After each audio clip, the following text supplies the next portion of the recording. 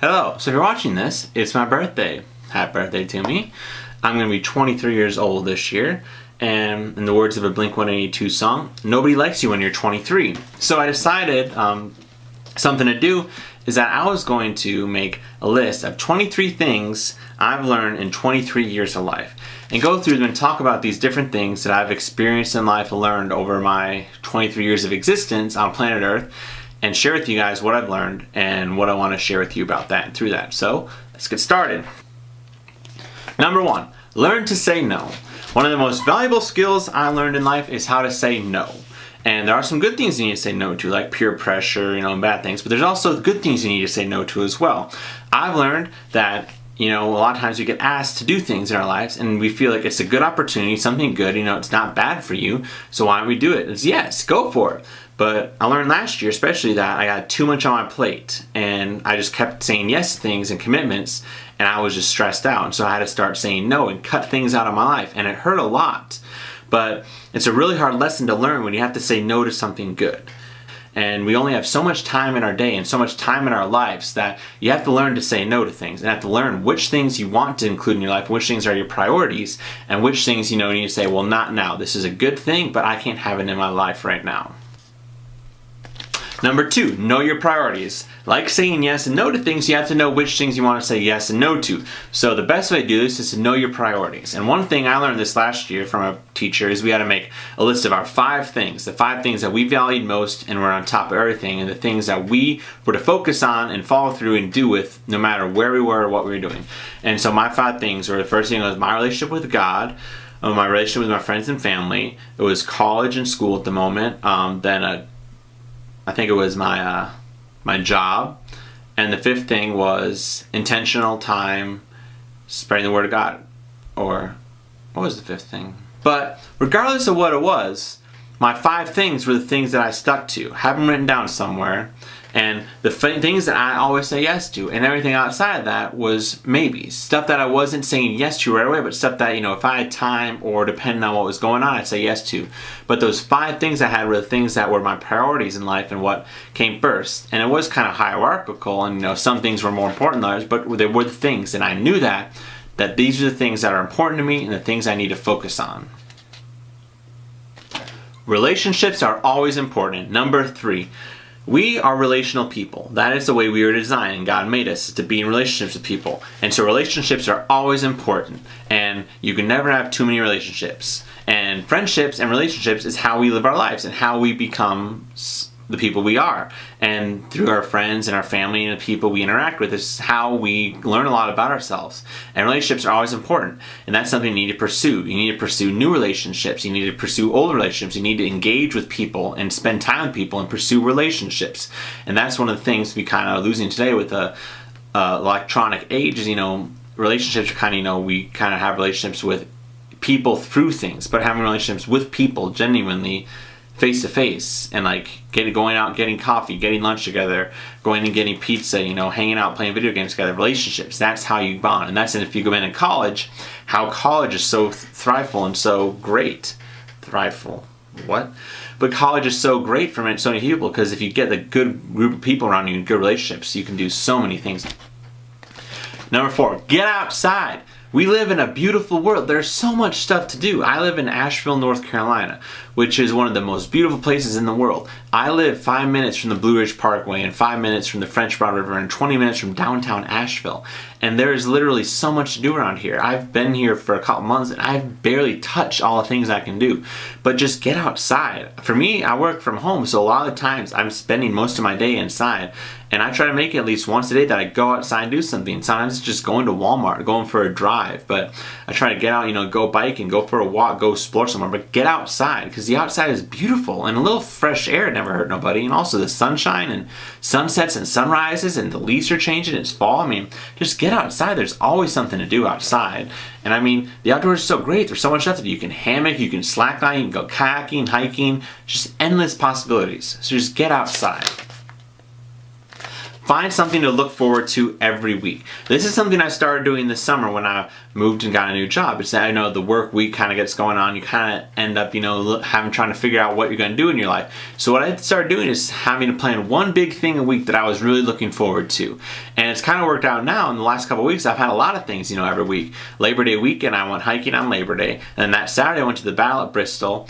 And the next week, I was FaceTiming some friends, and the next week is my birthday. And then all this stuff kind of lined up where there was one big thing every week I was kind of looking forward to. And this kind of makes time go faster, but also kind of chunks your week out and makes you more manageable. A lot of people work for the weekend, but if you find something really big you're going to look forward to, maybe it's like, all right, this day I'm going to go out to eat at this special restaurant, spend a little money, splurge. Or this day I'm going to go out and see a movie. Or this day I'm going to go for a hike. But find something you can look forward to every week, whether it be, a mundane thing, like at college we had Fiesta Friday, which is where they had like a taco bar in the cafeteria. And we all looked forward to it because it was a signal of the school week is over, it's the weekend. Or, something simple like, it's Friday night and I'm going to get myself a bowl of ice cream and watch some Netflix. But find something to look forward to because it really helps your time go by. Learn to take a Sabbath and stop and rest. We live in a very busy world and we don't stop a lot. We are go, go, go, go, go, go, go. And if you get to big cities, you notice that it's very much, if you're not in the fast lane, you are going to be on the side of the road. So in this fast world, we forgot one very important thing in a commandment that's kind of been around since Genesis 1 and 2 is God stopped and rested on the seventh day. And it's something that's very profound because if God stopped and rests, who God is someone who doesn't need rest or doesn't get tired, then we, the people who get very tired and need a lot of rest, we should also follow it. So take a day out of the week, one day, maybe an afternoon or something, but take a time to rest and find a Sabbath. Now, the Jewish version of Sabbath, all the laws, is very strict about it, which Jesus came and told us is not right. But what the Sabbath is a time for no work. Now, this is very open for interpretation because what's work to somebody isn't work to somebody else. For me, if I'm building something like woodworking or making something like that, that's not work to me. I enjoy that. I thrive with it. Mowing lawn, that's not work to me. I enjoy that. But say like vacuuming the house and cleaning, dusting, that's work. That's stuff that drains me.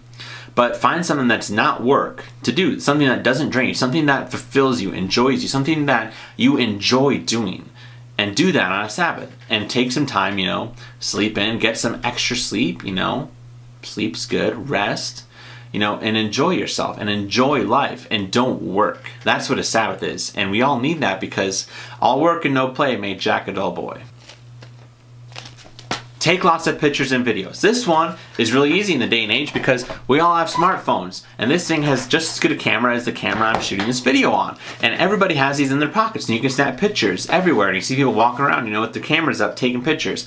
But take lots of pictures. I learned this very valuable lesson last year when I did the Instagram 365 challenge. If you want to check out my Instagram, those pictures are still up there. And what I did is I posted a picture for every single day for a year. And it was very hard to do. It was difficult. Some days I was struggling to find a photo at 11:59 trying to post it before midnight. Some days I forgot about it and I had to post the next day. But what it taught me is to look for the memories in the everyday thing, to find something in that day to look forward to and snap a picture of.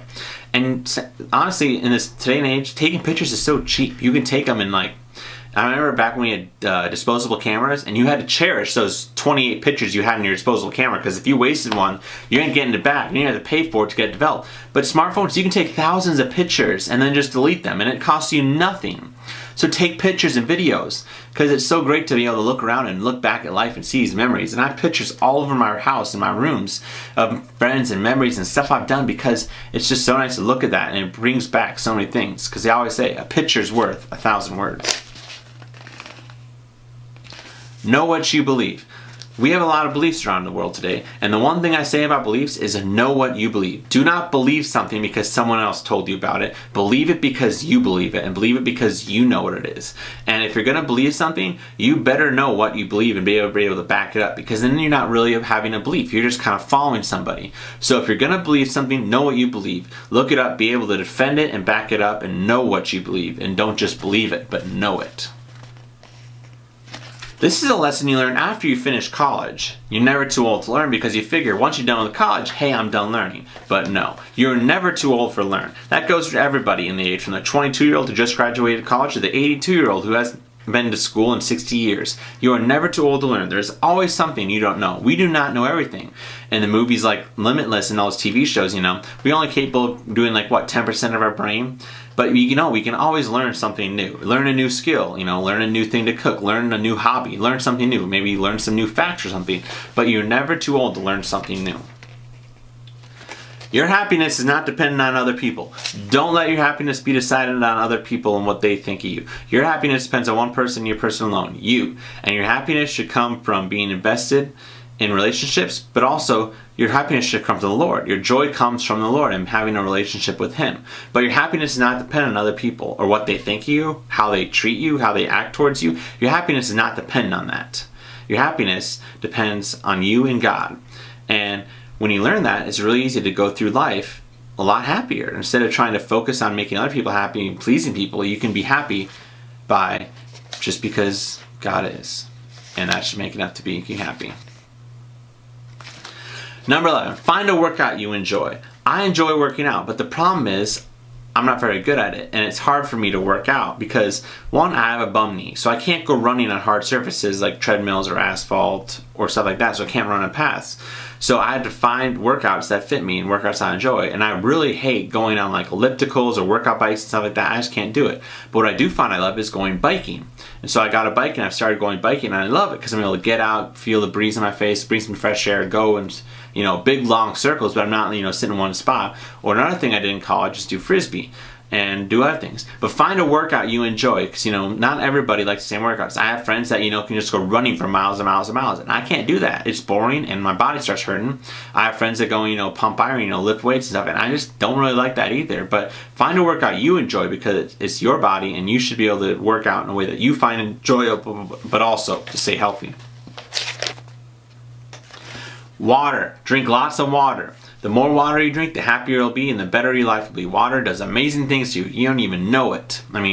It's endless. We have tons of water, and we live in a world, in a country where water is really accessible, so drink lots of water. And you'd be surprised how much better you feel when you're drinking a lot of water during the day. Because in college, I know there were days where I would wake up in the morning, go through my day, and realize at 9 o'clock at night that I didn't drink water at all during that day. I drank pop, coffee, and basically that's all I had all day. But having a nice cup of water and having lots of cups of water during the day is very good for you and so healthy. And you won't believe how great you feel the more water you drink. Because not only do you stop drinking less pop and soda and stuff like that, but you also start feeling better and your body starts treating you better. Because water, we're 70% water or something, or 30% water. One of those two numbers. I'll double check on that. But we're made of so much water that, we got to keep more water in us. And it just tastes great. Ice cold water, there's nothing more refreshing than that. One thing people would always ask me in college, like, Todd, why are you always alone? And I'm like, well, I'm an introvert. And being alone is okay, because you know what? Being alone is awesome. I can listen to music as long as I want. I can watch whatever movie I want. I can go out to eat where I want. Being alone is okay. You don't have to be around people all the time. People are great. They are. I said relationships are great earlier. People are great. Company is great. But being alone is just as okay. Just because you want to spend the weekend alone, that's fine. Let people be themselves. But being alone is great. Number 14, don't be afraid to try new things. When I was a little kid, I did not like popcorn. But the thing is, I never tried popcorn before. So I finally gave in and tried popcorn. And guess what? I actually like popcorn. You never know what you're going to like and what you don't like. So you have to try new things. Because chances are you're never going to try everything in the world. So might as well try as many things as you can. And food, there's all kinds of new foods out there. Might as well try them because you don't know if you like it or not. I've never tried sushi, but I want to. I don't know if I'm going to like it or not, but I got to try it, Or maybe like a new sport, I didn't know I was going to like Ultimate Frisbee so much, but once I started playing in college, I fell in love with it. And same with soccer. I didn't know I liked soccer, but once I started watching it and playing it, I loved it. And then, other things, I thought I would like Risk a lot. But once I started playing Risk, I realized I really didn't like Risk. So, but I didn't. If I wouldn't have tried, I wouldn't have known. Read. there are tons of books, and you can see behind me, I have a couple bookshelves, and I've only read probably a quarter of the books on those shelves. Most of them were for college, and I can still say I probably read only like half of those books that I have for college. But reading is great. There's so much information out there and fun stuff to read. I love reading like theology and Christian ministry books, stuff like that, but I also like reading like some sci-fi and other things, or like Harry Potter, Lord of the Rings, books like that, or C.S. Lewis's Space Trilogy, which, some people is not that really good of science fiction, but it's pretty interesting. I haven't gotten through the third book of the trilogy yet because it's really long and dull, and I got busy with school, so I couldn't read. But read, because there's so much stuff out there, information. You can do it. Read. Get on your phone. Read newspaper articles. You can get your newspaper on your phone now. Get magazines. I have a couple magazines that I read because having a physical thing to read is just amazing. Read. There's so much information out there. You can never go wrong reading. Make stuff. Everybody can make something. There's some people that are like, oh, I'm not artistic, I can't do stuff like that. Well, you can do something, and you should make something, because making something with your hands is very gratifying. Whether you write like poetry or books, write music, record music, play music, make art, draw pictures, cook, make wooden sculptures, weld metal sculptures, make clay pottery. Everybody can do something and just make stuff, because it's so gratifying to make something and look back and say, see that thing there? I made that with my bare hands. Before, it was nothing. Like Legos. Legos are one of the greatest things ever invented in the world because everybody's a master builder now. But get out and make stuff, because there's so much stuff around, and you can make anything for just anything. You can make little origami things, for crying out loud. You can go online, get a piece of paper, and 10 folds later you can have a little swan. But just make stuff, guys. Listen to lots of music. Number 17. I love music. I kind of have an addiction to music where I have like 6,000 songs in my iTunes playlist. Yeah, I know it's a lot, but it's music. It's pretty good. And music is great. It can set moods. It can bring back memories. It can create a party. It can make a dance party in a car. Music is great. Music is one of the languages the whole world speaks with food. Music is up there with food, and the language everybody speaks, and everybody likes music, and everybody has a different taste in music. And I just love being able to go to people and say, hey, you know what? You should listen to this band or listen to this song. I think you like it. I'm like, okay. One phrase that always catches me is if someone says, yeah, they're an indie band from England. I automatically go and buy the album. It's just a natural instinct to me. But something you need to do is listen to music, because music is great, and it gets your blood flowing, blood pumping. Get that good workout mix going, or listen to the nice somber mix, or play some music. When you're reading a book, I like to turn my record player on Saturday nights and read, and that is just very enjoyable to me. But listen to music. Music is great. A lesson I learned in college, my senior year, when I had a kitchen in my room, is that cooking food makes you friends, because college students are hungry, and if you have food, people will like you. And cooking is a lost art because we live in the fast food world, and I know this because I live on my own, and I go to Chipotle way too much because Chipotle is only like 5 minutes from my house, and so I figured, hey, I'm gonna go get me some Chipotle. But cooking, and today I actually made tacos myself. I was thinking, I should go to Chipotle for lunch, but like, you know what? I got some tacos left over, so I made tacos. But cooking is great because food just tastes much better when you cook it yourself. It tastes good when people cook it for you, but it also tastes good when you look back and say, I made this. And everybody loves a person who cooks. So if you want to make friends, at least just learn how to cook.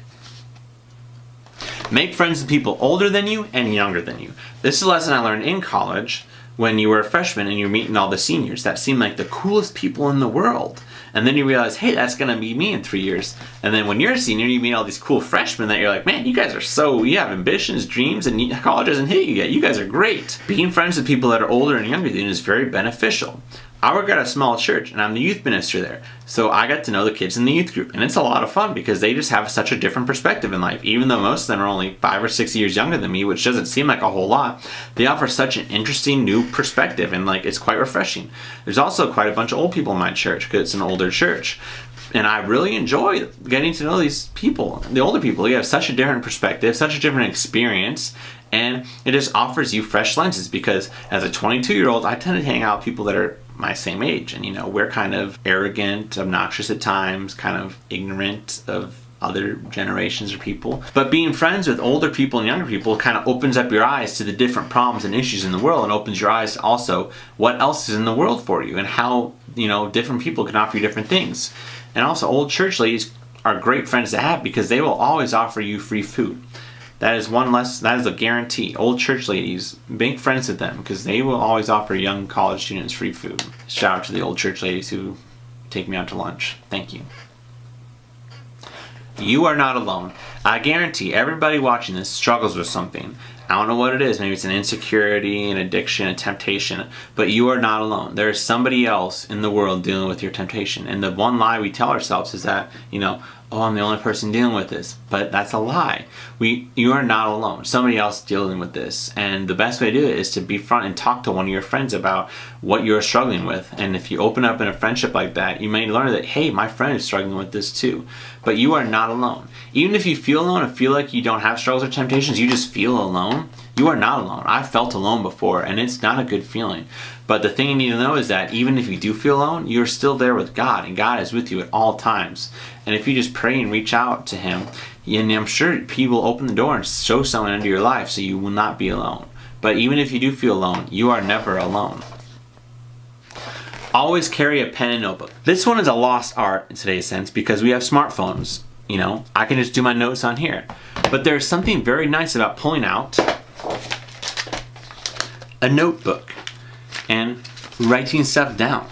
This is my wallet and it has a notebook in it. And I learned that in college, a professor will not get mad at you if you pull out a pen and paper and write down a note. Because, hey, you pulled out a pen and paper and actually wrote something down. And having pen and paper is just much more personal. If you want to write something to someone, write a note, leave it on their car. I've done that before. Or you want to write something down, it's just nicer to write stuff down, with pen and paper. Your phone's always, your phone might not work. Sometimes your phone dies on you. It just happens. So take a pen and paper around, notepad and paper, and just write stuff down. Find your passion and let it be yours. Everybody is passionate about something. And here's the thing you need to know about passions. If you have a passion, own it. Let that passion be yours. Even if you kind of stole the idea or the passion from somebody else, don't let that bother you. If you have passion about something, you just need to own it and do it and be passionate about it and enjoy life through that. I'm a Christian and I am very passionate about my faith. Other people are passionate about sports or other things. I'm getting more passionate about vlogging and I'm enjoying it and I'm owning what I'm doing through that. But if you just want to find your passion, once you find it, start owning it and just start doing what you can with it, because there's just something beautiful about having a passion and owning it and knowing that this is my thing and this is what I'm passionate about. I know you're all very excited for this video to be done. If you made it this far, thank you. And here we go. This is a hard lesson I had learned this last year at times where I felt like I was alone, truly alone, had no one there. But God is always there. Even if you feel you are alone and are in the middle of the ocean with no one around you, God is there. And at times, last year, I had moments where I felt like I was truly alone and that God was not there. But there was just a part of me that heard God saying, I'm here with you. And I learned, I was able to hold on to my faith through that and know that God, yes, God is there. Because we are never alone and God is always there and God is always working. That's one of the most important lessons I learned in my life, that even, when you feel your life is down in the dumps and going awful, God is still there. It takes a long time to see that He's there, and it's hard to see that He's there, but He is there. One thing we talked about in a class about this is that a lot of times we feel like we are mountains and clouds come around us and block our view and we can't see anything and we feel like, oh man, I'm so alone. But we forget that we're a mountain and God is the mountain with us, and that even though we can't see Him right now, He is still there. Well, that's all I have for this year. I might do this again next year. I might not. But anyways, thank you for watching. I hope you enjoyed it. If you have any comments or want to talk to me about it, just let me know. Comment below or hit me up on Instagram or Twitter or whatever. But thank you for watching. I hope you have a great day. Happy birthday to me and happy trails.